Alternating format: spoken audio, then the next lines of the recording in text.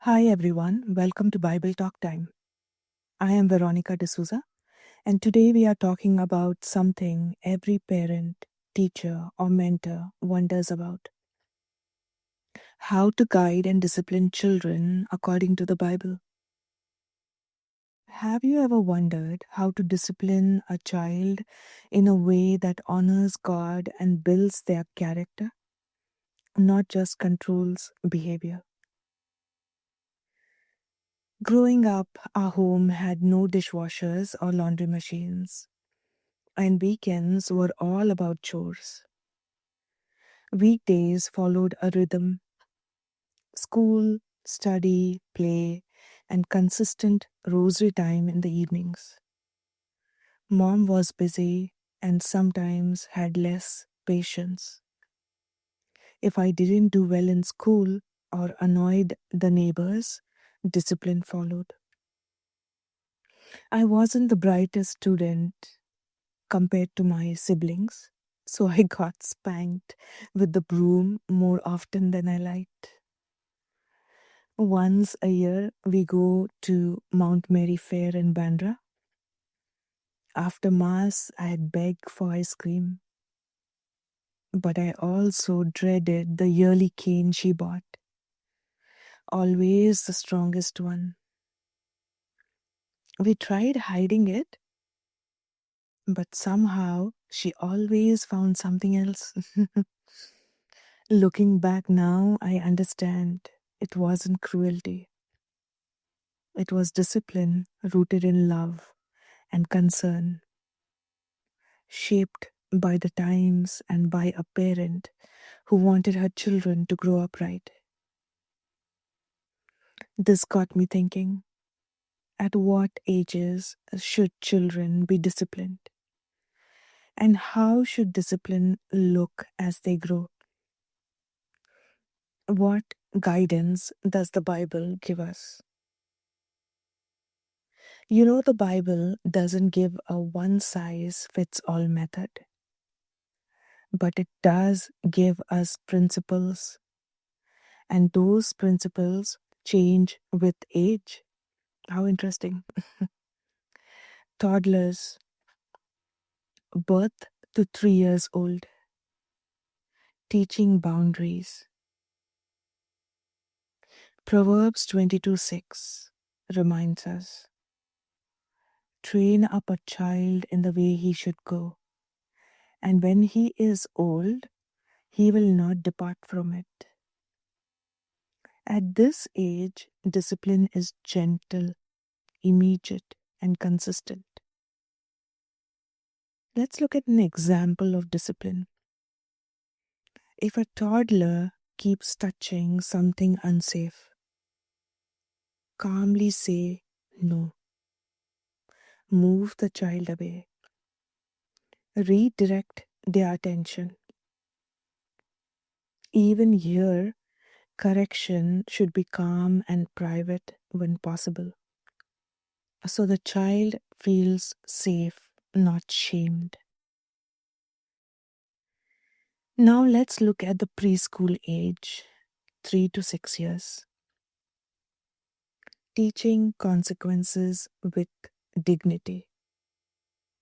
Proverbs 13:24 says, whoever spares the rod hates their children, but the one who loves their children is careful to discipline them. This stage is about learning right and wrong, not embarrassment. Let's look at an example of discipline. If a child throws a tantrum or refuses to share, take the child aside, away from others. Get down to their eye level. Explain calmly why the behavior is wrong. Help them make it right, such as apologizing.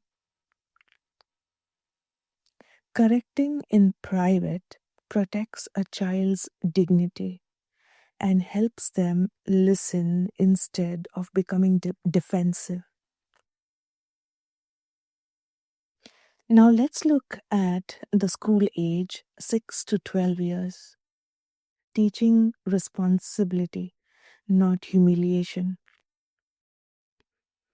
Ephesians 6:4 teaches us, Fathers, do not exasperate your children. Instead, bring them up in the training and instruction of the Lord. At this age, children are very sensitive to embarrassment. An example of discipline would look like this. If a child misbehaves at school or forgets homework, speak to them privately at home. Discuss what happened and why it matters. Set clear, fair consequences. Public correction can discourage a child, but private conversations build trust and encourage honesty. Now let's look at teenagers, ages 13 to 18 years. Respectful private guidance. Colossians 3:21 warns, Fathers, do not embitter your children, or they will become discouraged. Teenagers especially need respect and privacy. Let's look at an example of discipline. If a teen breaks trust or makes a poor choice, talk one-on-one, not in front of siblings or friends. Listen before responding. Agree on consequences together. Correcting privately shows teens that discipline is about growth, not control or shame. Let's look at some practical tips for parents and mentors. Correct in private whenever possible. Take the child aside, never shame them publicly. Explain why. Understanding leads to lasting change. Be consistent. Predictable boundaries build security. Praise in public and correct in private. This builds confidence and trust. Model godly behavior. Children learn more from what we do than what we say. Use natural consequences. Let children learn safely from their choices.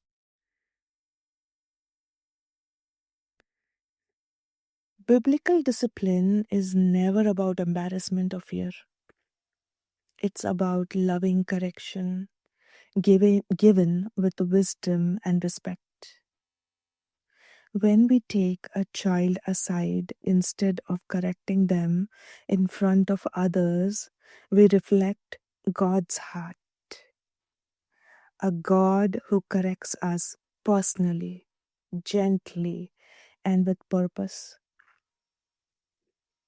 No matter the age, discipline rooted in love helps children grow into faithful, confident, and responsible adults. Thank you for listening to Bible Talk Time. Until next time, may God give us patience, wisdom, and grace as we guide the next generation. God bless. Bye.